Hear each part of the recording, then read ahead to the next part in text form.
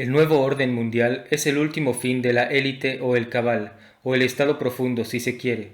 Consiste en instaurar un tipo de gobierno mundial en el que por fin se cumplan sus ansiados deseos de abolir por completo la soberanía de las naciones y las libertades de las personas. Esto cobra hoy más relevancia que nunca a la vista de que con la excusa de proteger a la salud y la crisis del COVID, esta élite ha logrado dar un salto inesperado hacia sus objetivos, pero además han conseguido el consentimiento de las personas. En este video mostraré que si se considera el origen histórico de la agenda globalista o del nuevo orden mundial, descubrimos no solo sus características espirituales, sino también en qué parte de la historia nos encontramos. Pero antes es necesario hacer dos consideraciones. Primero, la Unión Europea y la Contraiglesia del Vaticano profetizada en Apocalipsis son parte de una misma entidad. El principal enemigo histórico de la masonería y del comunismo es la Iglesia Católica. Estas dos consideraciones son de extrema importancia porque la mayoría de las personas, guiadas por la absurda regla innegociable de creer solamente lo que ven, dejan de lado el análisis histórico y saltan a conclusiones descabelladas. Me explico mejor con un ejemplo. ¿Podría alguien decir: el Vaticano claramente aprueba y recomienda las directrices de la Unión Europea, o de la ONU, o de la OMS? Y siendo estas entidades funcionales al nuevo orden mundial, se puede decir la Iglesia Católica siempre fue parte de la élite que pretende controlar el mundo. Pero a esta falsa conclusión solo se puede llegar si se desestima por completo lo que siempre ha enseñado la Iglesia Católica con respecto a la masonería. Se tiene que necesariamente obviar la contradicción tan grande entre lo que siempre ha profesado la Iglesia Católica y las persecuciones que sufrió de manos de masones y comunistas, por ejemplo, en la Guerra Cristera o en la Guerra Civil Española, o de las mismas declaraciones de la Iglesia Católica con el uso de su máxima autoridad. Luego, se debería conceder que al menos hay una gran contradicción si se analiza el tema con honestidad, pero esto desde luego se explica por el hecho infalible de que la secta del Vaticano no es la Iglesia Católica. Esto es simplemente imposible, y lo explicaré con otro ejemplo. Suponga que de estas dos instituciones diametralmente opuestas hubiera sido la masonería la que cambie sus dogmas.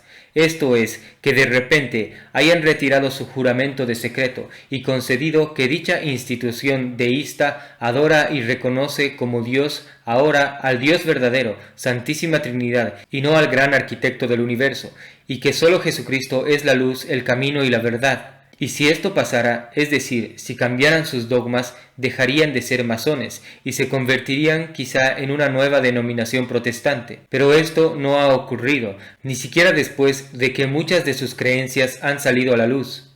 Después de que cualquier persona, en tan solo unos minutos que indague en Internet, descubre que es una secta luciferina, y que su regla principal, incluso por encima de libertad, igualdad y fraternidad, es que todas las religiones son buenas o laudables, y todas conducen al gran arquitecto. Pero este mismo ejemplo, aplicado a la inversa, muestra infaliblemente que la secta del Vaticano no es la Iglesia Católica, porque esto en realidad sí ocurrió. Tanto así que muchos líderes masones en la última mitad del siglo pasado han elogiado precisamente por estos cambios a los antipapas de la secta del Vaticano. Debería quedar claro, pues, que si los dogmas de la Iglesia Católica son inmutables, que lo son, entonces estas dos instituciones son inconciliables. Pero, ¿por qué hablo de masones y comunistas? Pues porque simplemente estas dos corrientes de pensamiento son las que han pavimentado el camino para que se instaure el nuevo orden mundial. Su misión como esbirros del sionismo fue introducir sus doctrinas: naturalismo, racionalismo, gnosticismo, materialismo, etc. en el mundo occidental tan profundamente y nutrir las leyendas negras de corte judía y protestante contra el ideal hispánico y la fidelidad a la Iglesia Católica en todo Occidente con tanta efectividad que casi todas las personas, a través de esta ingeniería social, hoy en día la han abrazado. Tal es el indiferentismo religioso como dogma de fe, y esta es la máxima de la masonería, compatible con el comunismo. Pero todo esto no me lo estoy inventando yo, Es un hecho conocido que los comunistas y los masones hicieron un esfuerzo organizado para infiltrar la Iglesia Católica. Ellos enviaron a un gran número de sus hombres al sacerdocio para colocarlos en cargos altos con el fin de debilitar y atacar a la Iglesia. La señora Belle Adot fue miembro del Partido Comunista de Norteamérica, y si el partido hubiera ganado la Casa Blanca, ella habría sido designada Procuradora General. Después de su deserción, ella reveló que uno de sus puestos de trabajo como agente comunista era animar a los jóvenes radicales que entraran en los seminarios católicos. Ella dijo que antes de abandonar al partido en los Estados Unidos, había alentado, siendo ella una comunista, a casi 1000 jóvenes radicales que se infiltraran en los seminarios y en las órdenes religiosas. El hermano Joseph Natal, de la Orden de San Benito, fundador del Monasterio de la Sagrada Familia, estuvo presente en una de las conferencias de Belle Adot en los primeros años de la década de 1950. Él declaró lo siguiente, cito: «Escuché a esa mujer por 4 horas y me tenía con los pelos de punta. Todo lo que ella dijo se ha cumplido al pie de la letra.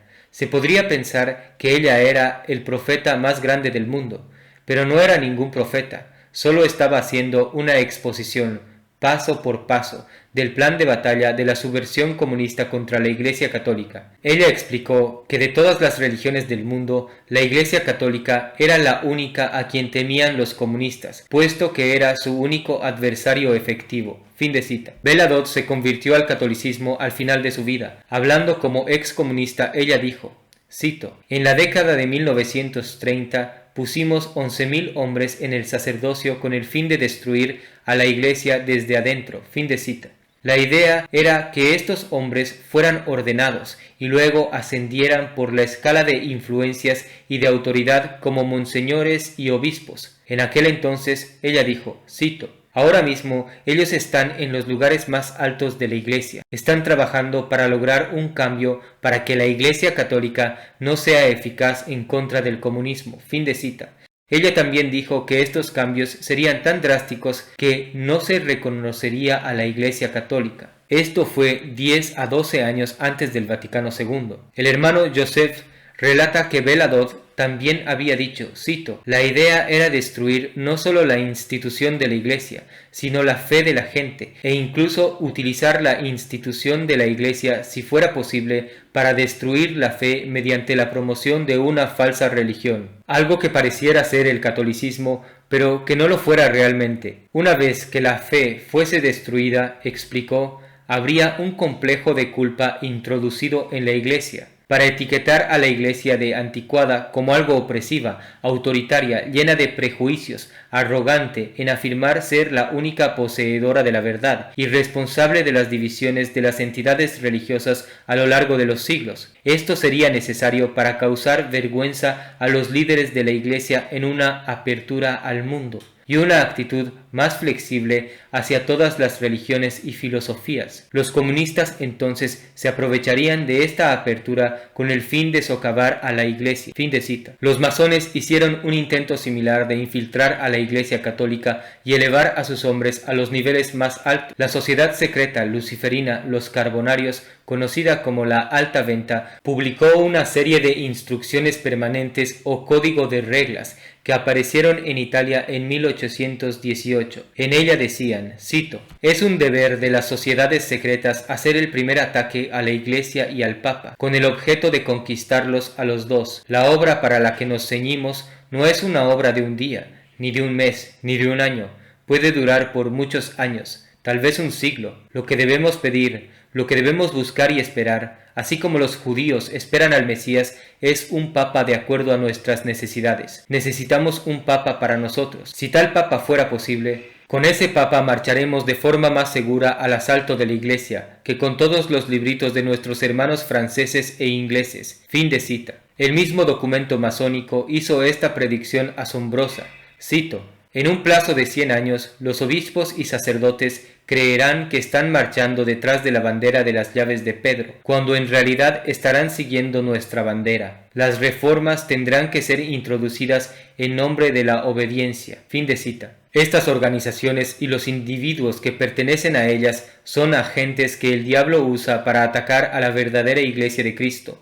El 3 de abril de 1844, un líder de la alta venta, que se hacía llamar Nubius, escribió una carta a otro masón de alta posición. La carta también habla sobre el plan de infiltrar a la Iglesia Católica y el intento de poner a un, entre comillas, papa masónico, que promoverá la religión de la masonería. Cito: ahora bien, a fin de garantizar un papa en las proporciones necesarias, debemos en primer lugar preparar a una generación digna del reino que soñamos. Deja que el clero avance bajo su bandera, siempre creyendo que están avanzando bajo la bandera de las llaves apostólicas. Echad la red como Simón Bar Jonás, extiéndela hasta el fondo de las sacristías, los seminarios y conventos. Habrás realizado una revolución vestido con la triple corona del Papa y la capa, llevando la cruz y la bandera, una revolución que solo necesita un pequeño estímulo para incendiar los cuatro cantos de la tierra. Fin de cita. El masón Eliphas Levi dijo en 1862, cito: el día llegará en que el Papa declarará que todas las excomuniones están suprimidas y todos los anatemas retirados. Cuando todos los cristianos estén unidos dentro de la Iglesia, cuando los judíos y los musulmanes sean bendecidos y llamados de nuevo a ella, permitirá que todas las sectas se acerquen poco a poco y abarcará a toda la humanidad en comunión de su amor y oraciones. Luego los protestantes ya no existirán. ¿Contra qué van a protestar? El sumo pontífice será entonces verdaderamente el rey del mundo religioso, y él hará lo que él quiera con todas las naciones de la tierra. Fin de cita. Un sacerdote apóstata y ex abogado canonista llamado Padre Roca, que vivió entre 1830 y 1893, después de que fue excomulgado, dijo, cito: el papado caerá, va a morir bajo el cuchillo sagrado que los padres del último concilio forjarán. Fin de cita. Roca también dijo, cito: debes tener un nuevo dogma, una nueva religión, un nuevo ministerio y nuevos rituales que sean muy parecidos a los de la Iglesia que se habrá rendido. El culto divino, dirigido por la liturgia, el ceremonial, el ritual y los reglamentos de la Iglesia Católica Romana, se someterán en breve a una transformación en el concilio ecuménico. Fin de cita. También podemos citar al satanista y masón Albert Pike, de su libro Morals and Dogma. En Morals and Dogma, Pike escribió, cito: cada logia masónica es un templo de religión, y sus enseñanzas son instrucciones en religión. La masonería, como todas las religiones, todos los misterios, hermetismo y alquimia, oculta sus secretos de todos excepto de los adeptos y sabios, o los elegidos, y usa explicaciones falsas y malas interpretaciones de sus símbolos para confundir, ocultar la verdad, a la que llama luz, de ellos, y apartarlos de ella. La verdad debe mantenerse secreta, y las masas necesitan una enseñanza proporcionada a su razón imperfecta. Fin de cita. Cito: el verdadero nombre de Satanás, dice el cabalista, es el de Yahvé invertido, pues Satán no es un dios oscuro, Lucifer, el portador de la luz, extraño y misterioso nombre dado al espíritu de la oscuridad. Lucifer, el hijo de la mañana, es él quien porta la luz, no lo dudes. Fin de cita. Albert Pike explicó en Morals and Dogma cómo la verdadera naturaleza de la masonería es mantener el secreto a los masones de los grados inferiores. Cito: los grados azules son sólo la corte exterior o pórtico del templo. Parte de los símbolos se representan ahí al iniciado, pero intencionadamente se le confunde con falsas interpretaciones. No se pretende que los entienda, sino se pretende que crea entenderlos. Su verdadera explicación se reserva para los adeptos, los príncipes de la masonería. Está bien para la masa de masones creer que todo está en los grados azules, y los intentos de desengañarlos fracasarán. Fin de cita. Albert Pike también hablaba de un nuevo orden mundial. En 1859, Albert Pike, que estaba fascinado con la idea de un gobierno mundial, fue elegido para coordinar las actividades de los Illuminati en los Estados Unidos. Dijo que tenían que crear un partido político que mantuviera al mundo luchando, hasta que pudieran traer la paz. Pike dijo que se haría con la lengua y con la pluma, con todas nuestras influencias públicas y secretas, con el poder del dinero y, si fuera necesario, con la espada. Con todo esto, no debería extrañar a nadie que la Iglesia Católica haya condenado tan claramente y en tantas ocasiones a la masonería. Por ejemplo, el Papa León XIII, el 15 de octubre de 1890, cito: «No es necesario ahora enjuiciar a las sectas masónicas, ellas ya están juzgadas, sus fines, sus medios, sus doctrinas y sus acciones son por todos conocidos con certeza indiscutible, poseídas por el espíritu de Satanás, del cual son su instrumento, se queman como él por su odio mortal e implacable a Jesucristo y a su obra, y se esfuerzan por todos los medios por derrocarla y eliminarla». Fin de cita. También el Papa León XIII en 1891 dijo, cito: «Sin embargo, duele pensar que los enemigos de la Iglesia, unidos en una conspiración tan malvada, trabajen para debilitar e incluso, si es posible, eliminar completamente ese edificio maravilloso que Dios ha erigido como un refugio para la raza humana». Fin de cita. Pero volvamos al origen del nuevo orden mundial. Considerando entonces que la Unión Europea y la Contraiglesia del Vaticano profetizada en Apocalipsis son parte de una misma entidad,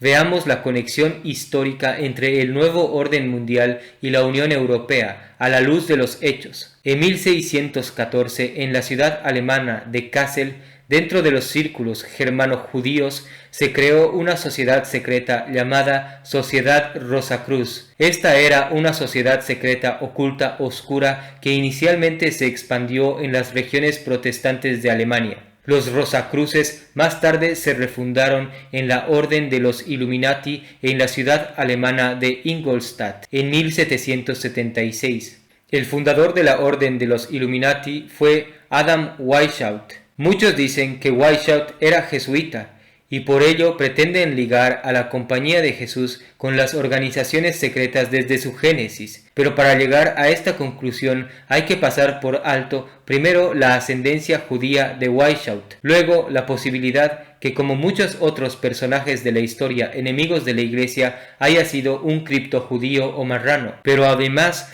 el hecho de que él odiaba a la Iglesia católica y en realidad murió renegando de ella. Por lo tanto, no era ni jesuita ni católico, era un judío que conocía las agresivas estrategias de los jesuitas para combatir la herejía protestante y quería aplicarlas en contra de la Iglesia católica, tal como lo hacen hoy en día los falsos jesuitas del Vaticano.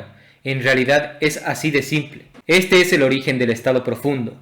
Un proyecto criptojudío es lo que está detrás de toda la conspiración del nuevo orden mundial. Esta organización dirigió y condujo casi todos los eventos importantes de la historia reciente, al menos en los últimos 150 años. Sin duda, el Estado Profundo criptojudío ha estado detrás de la unificación de Alemania en 1870-1871. Pocos años después de la unificación de Alemania, se había llevado a cabo una salvaje guerra contra los católicos y el catolicismo, tanto en Alemania como en Austria. Esta agresión anticatólica se conoce como Kulturkampf, en español, cultura guerra. Durante la toma de posesión de Alemania, esta agencia oculta judeo-alemana se hizo cargo progresivamente de la mayor parte del sistema bancario alemán y de los activos financieros de la economía alemana. Al mismo tiempo, se expandieron en los Estados Unidos, donde penetraron profundamente en el sistema bancario y financiero estadounidense. La revolución bolchevique de 1917 ha sido totalmente financiada y apoyada por banqueros judío-alemanes, con sede en Alemania y en los Estados Unidos.